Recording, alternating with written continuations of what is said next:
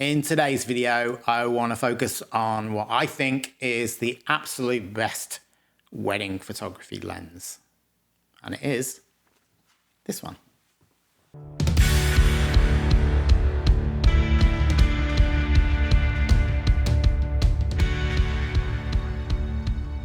Hi guys, my name is Steve Gerard and I am a wedding photographer here in Montreal, Canada. I also shoot concerts and portraits and lots of good stuff like that. And today I want to talk about the lens that has been nicknamed the Storyteller Lens. And there's a good reason for that.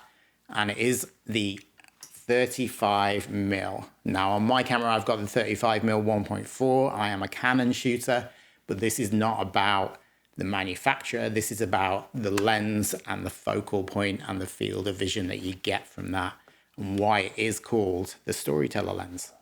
So whether you are shooting Canon or Nikon or Sony or anybody else, there's always a 35mm lens that you can find for that camera.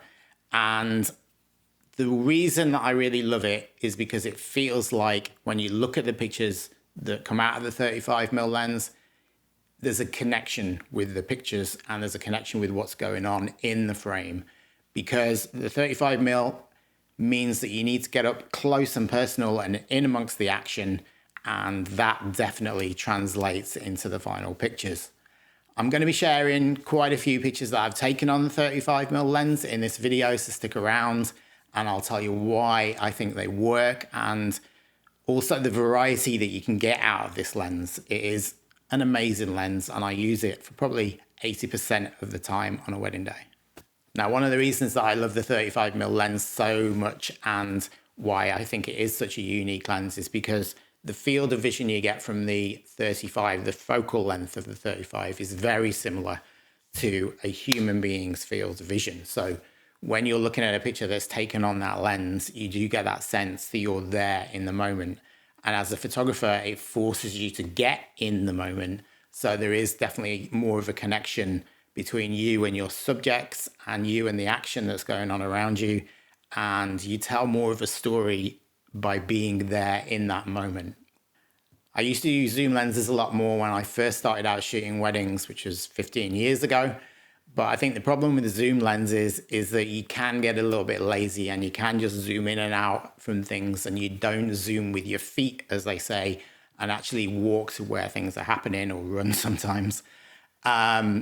But the 35 forces you to do that a little bit more. When I started doing workshops, probably the question I got asked the most is, if you could just shoot a wedding with one lens, which lens would you choose?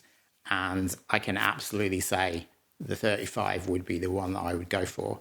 And when I shoot a wedding, when I get all the pictures back, put them on my computer, I can see that at least 70%, usually more, have come from the camera that I had with the 35mm lens on it. The great photojournalist Robert Capa is famous for saying, if your pictures aren't good enough, you're not close enough.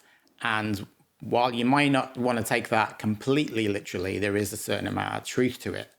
And it's all about the connection that you feel between the photographer, the viewer of the images, and what's going on around you. Now, we're just taking pictures in weddings, but he was taking pictures in war scenarios and things like that. So, but it's all about emotion and trying to get the viewer's emotion to connect with what was going on, whether that was war, the worst of human beings, or a wedding, which is where everybody's in a good mood, having a good time, and it's a celebration of something great. Now, one thing that wedding photographers have to get over, especially at the beginning of the career, is the fear that they're being too intrusive, that they're getting in amongst the action, but getting into people's personal space isn't a bad thing. That's the job that we're there to do, is to be there and to deliver a set of images which give the viewer a sense of how it felt to be there in the moment. So by being in amongst the action and getting that connection with people and getting the emotions of what's going on, that is going to result in better pictures that tell the story better. Of course, zoom lenses are great and they can be really useful, especially if you're in a situation where you can't move around too much. Maybe you're in a wedding and you're in the ceremony in a church or something like that, and you're restricted to how much you can move around or how much you want to move around during a ceremony. So zooms are great for that, but most of the time on a wedding day, the rest of the day, pretty much, I am definitely going to recommend using prime lenses. It forces you to get more creative with your angles and your composition, and it forces you to get involved.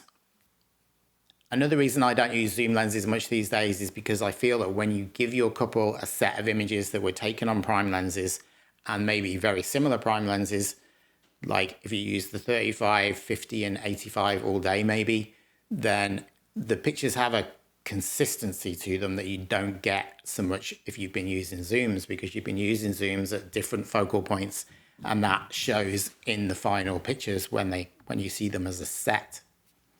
Now, the biggest positive to using a 35mm lens is the way it can capture scenes. So what I'm talking about is you're going to maybe have your subject in the frame, but you're also going to have something about what's going on around them, and that tells a bigger story. You may want to concentrate on the people in the pictures, but adding context to where they are and who they're with can definitely add to the image and make it more interesting visually.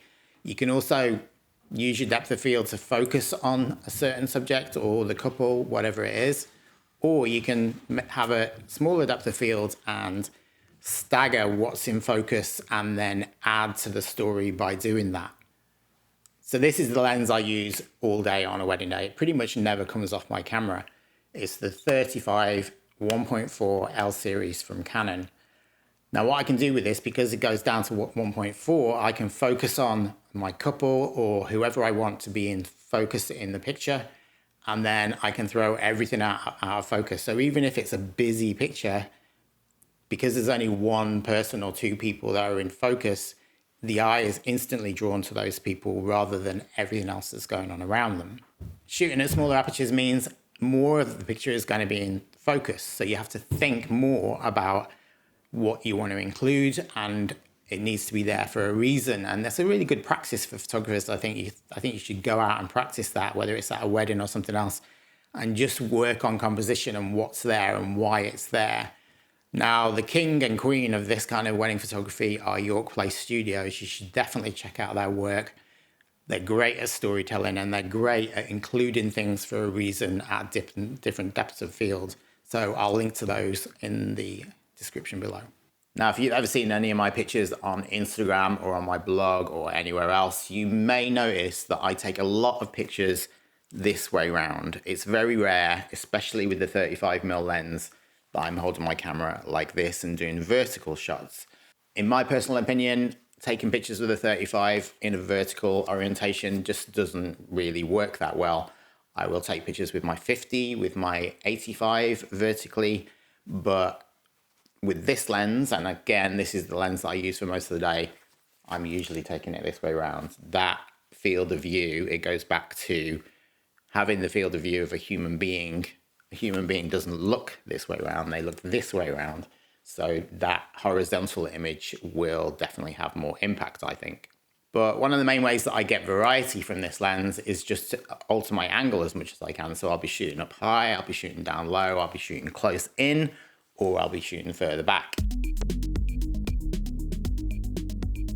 Now, having the option of that 1.4 aperture on the 35mm lens means you're going to be able to let tons of light in.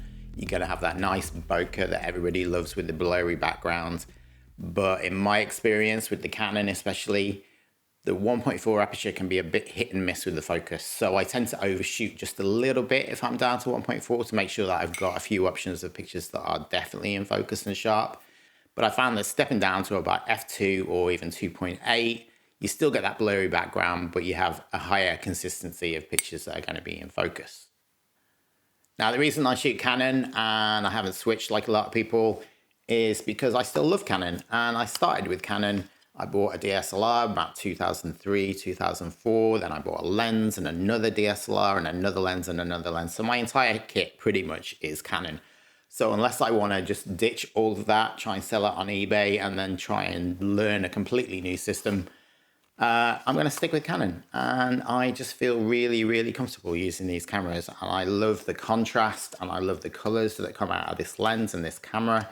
And if I upgrade, I think it's probably going to be to Canon so that I can carry on using all of these amazing lenses. Another thing I love about the 35mm lens is it's not too heavy, and especially on a wedding day when you've got it over your shoulder for hours on end. I shoot 12, 14, even 16-hour wedding days sometimes.